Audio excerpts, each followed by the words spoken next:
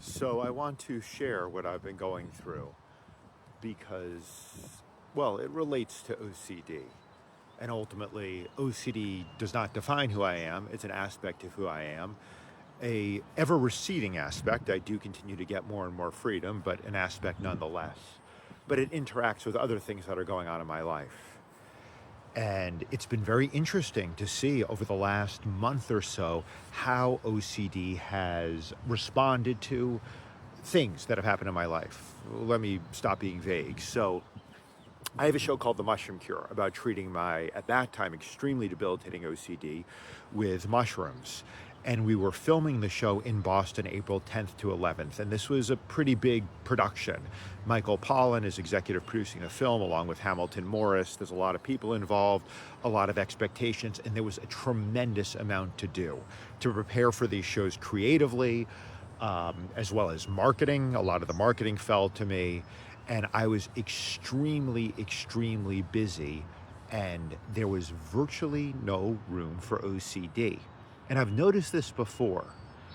Too much stress. I've posted about this. There's, oh God, I can't remember the name. There's a specific term for this finding in psychology where essentially, not actually just psychology, in science in general, in biology, where too much of something impedes functioning, but too little of it impedes functioning as well. And I find this to be true with stress. If I have too much freedom, then the OCD likes to assert a lot of control. If I'm completely overwhelmed, then the OCD can get purchased there too, because when I'm stressed, the OCD, of course, offers the promise of, hey, figure things out, control things, everything will be good.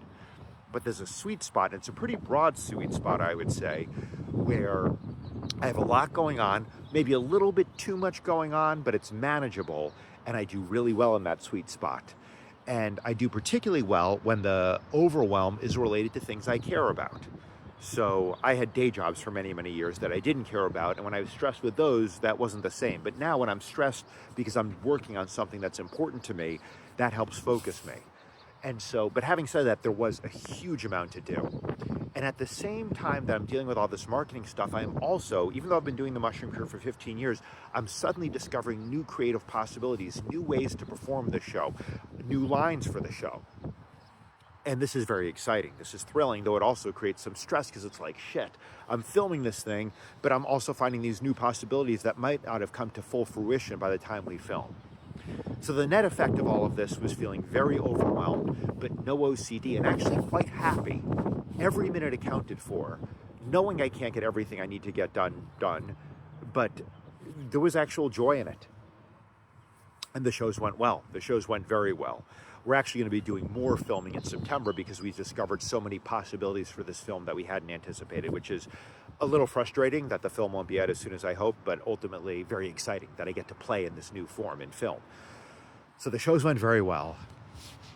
And a sweet aspect of this is these shows were in Boston, which is where my family is. When I say family, I mean my parents, but also my sister and brother-in-law and my three incredibly magical nieces and nephews. I'm extraordinarily close to them. They range in age now from 10 to 17. I've seen these kids grow up.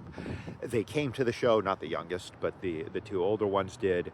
And so, yeah, it was just this really beautiful experience of having my family there. And then after the last show Saturday, on Sunday, we had a big family barbecue. My dear friend and creative collaborator and director, Jonathan, was there as well. And it was just very, very sweet. And then Monday, I had a bit of a meltdown. I was going to the airport. I was late. I'm often late. I'm not good at time management. And I kind of lost my shit. I made the flight, but it was unpleasant. And there was a lot of shame in the aftermath. Yeah, a lot of shame. Because I was just kind of had like a mini tantrum, frankly, in the car. Swearing, that sort of thing. And which is something that is not a frequent occurrence for me, but does happen from time to time. And yeah, the fact that I don't even want to tell you about it tells you that there is shame attached to it, which is precisely why I need to talk about it. But it was also puzzling to me. Everything had gone so well, and it was like, why am I having this meltdown now? Like the stress is over. But I think part of it was I think part of it was when I'm in Boston, I'm with my father, who I love dearly, but who has Alzheimer's, and that's very painful. And I make a conscious effort to open up to the pain, and I do to some extent, but it's a lot of pain. I think part of it is, yeah, I guess I'll go in this direction. So I had a very significant romantic relationship end. I've talked about this before. It ended over a year ago, and I'm still grappling with that.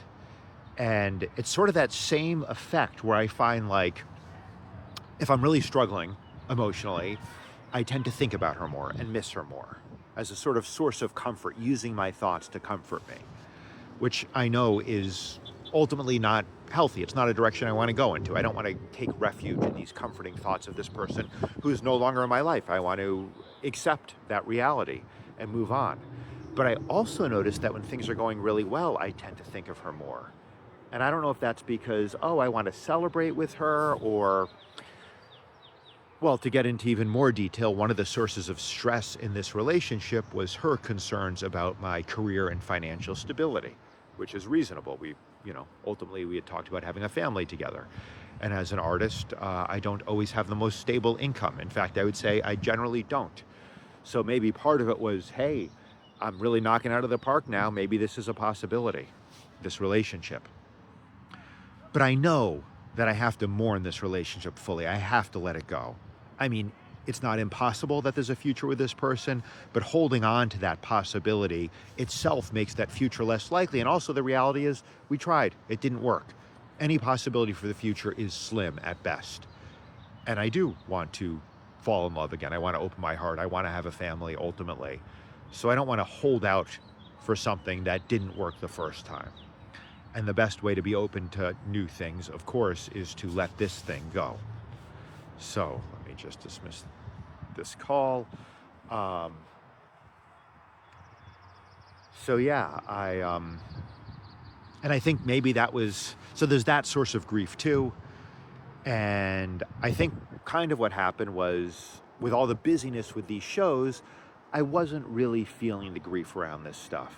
And now the shows are over, the pressure's off, and it kind of comes to the surface, but a part of me does not want to feel that grief.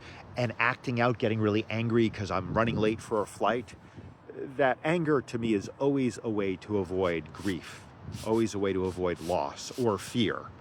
And so if I find myself getting inordinately angry about something that doesn't warrant that level of anger, that's a good clue that I am not being fully present with some sort of deeper fear or loss. I flew to Boston, from Boston straight to the Bay Area. I haven't been here in like 4 months. The nature is glorious, and it's been sweet being here. But it's also necessitated some contact with my ex, because one of the reasons I'm out here is performing at a conference, and she used to work for the organization that's throwing this conference, and I was like, she might be coming to the conference, and I don't want her to come to my performance. And just that little bit of contact, just texting her, the first time we texted in, 6 months, 8 months, to make sure that she wasn't going to come, just that triggered all sorts of emotions: longing, fear, hope. Yeah, it's been intense. And I've seen the OCD start to creep in a little bit, I think, because now that I'm grappling with this grief, the OCD is coming in to say, hey, let me protect you. Let's just figure things out up here in our head so we don't have to feel the loss in our body, because that's what OCD does. So what is my point? My point is, I know what I need to do, which is just feel the grief. Just feel the grief. The grief over this relationship. I mean, I need to mourn this thing deeply, because this is how the OCD started for me. Is the last great heartbreak I had, which was 23 years ago now. I did not feel that heartbreak, and because I did not feel that heartbreak, I believe that's why I developed OCD. Because instead of feeling the feelings, I went into my head and tried to make everything perfect. So I don't want to fall into that same trap. And I'm not. I am grieving this relationship, but a part of me still is avoiding grieving it. Because, yeah, don't want to feel the loss. So, yeah, I don't know if these shares are helpful, but I do value sharing where I'm at as opposed to just specific OCD techniques, and this is where I'm at right now.